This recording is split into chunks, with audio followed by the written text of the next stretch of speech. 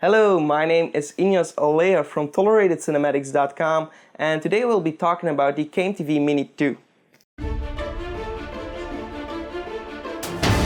CameTV Mini 2 is a great little 3-axis gimbal from CameTV, and I really like it, and I will be talking about it right now. So, it's designed for light DSLRs or mirrorless cameras such as the GH4 or the Sony A7S or many others. And I was looking on the internet as I am using my GH4 as well. It's not on here right now because I'm filming meanwhile with my camera right now, and currently I only have one camera. So I will be showing a few videos while I'm talking about this gimbal through the video so you can see how it works and how easy it is to operate. So I was looking on the internet for a great 3-axis gimbal, and I came across the CameTV website, and I saw the first version of this CameTV Mini, so the previous edition on this one, and I was already amazed. And to be honest, I searched for the 3-axis gimbal because I wanted to be sure that I had one that I liked, and to be honest, I'm really glad I did because this is a great gimbal. It's very small, very compact. When I just received it, I opened the package, and within 10 minutes I was filming, and 5 minutes just took for building this mount where I could put on my gimbal itself. So just to build this here, it took me 5 minutes, and the other 5 minutes were just putting my camera on this gimbal and then just stabilizing it by using the toolless functions.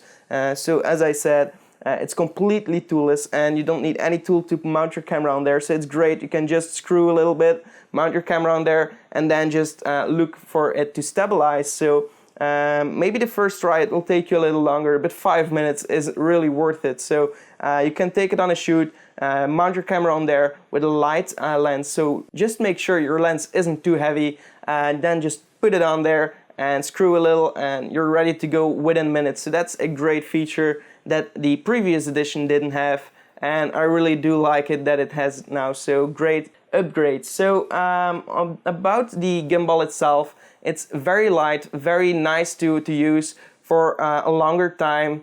I haven't used it for a whole day though, and I don't think you should ever. You should also have some variation in your videos as well, so don't use it for a whole day. But for the times that I've been using it, it's great, and it didn't bother me at any way.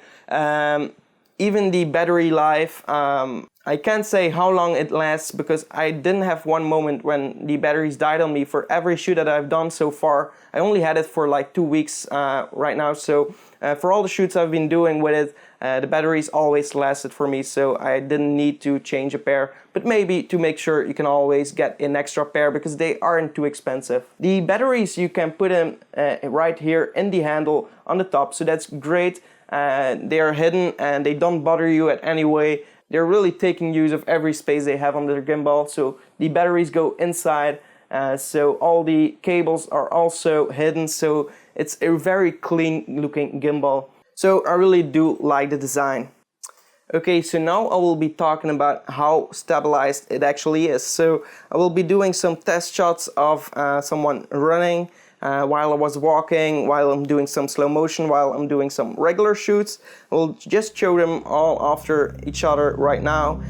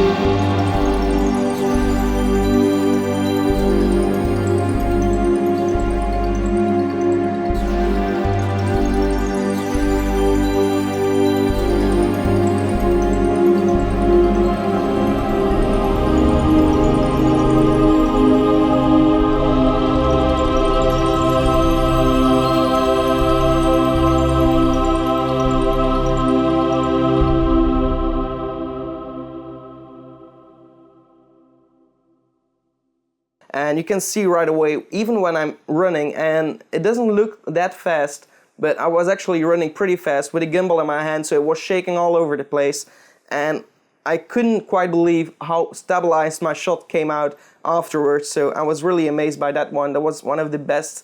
Yeah, I was just blown away by the stabilized shot of that. So great thing there. It also comes with 3 different modes, and the modes you can just change them by just clicking on this little button here, where you can just tap 1 time for mode 1, tap 2 times for mode 2, and tap 3 times for mode 3.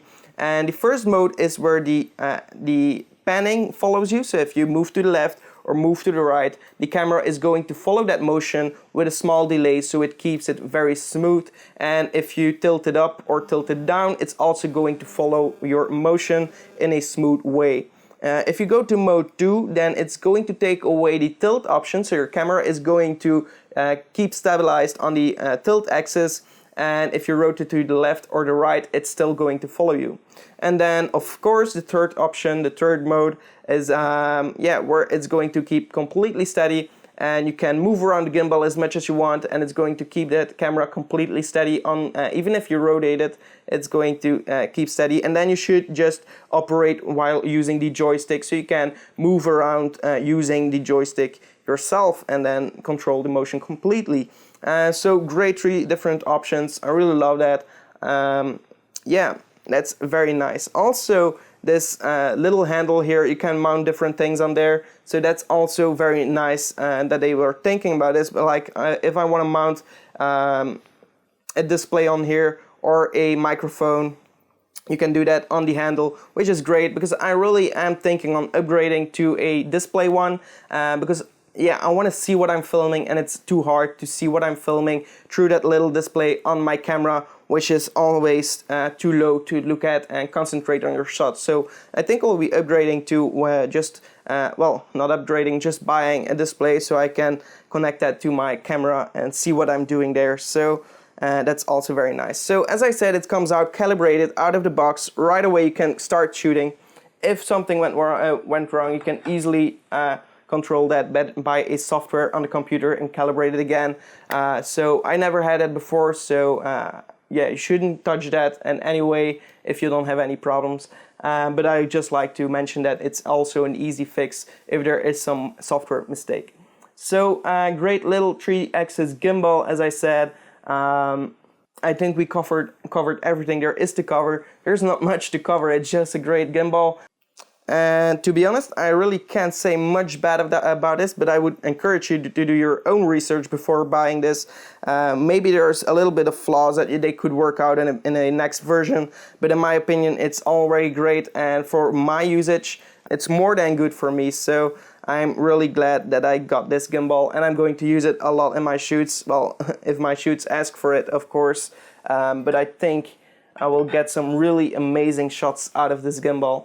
So yeah, thank you for watching. If you have any questions, please leave them in the comments below and I'll see what I can do. Okay, so thank you for watching. Be sure to subscribe for more, and goodbye.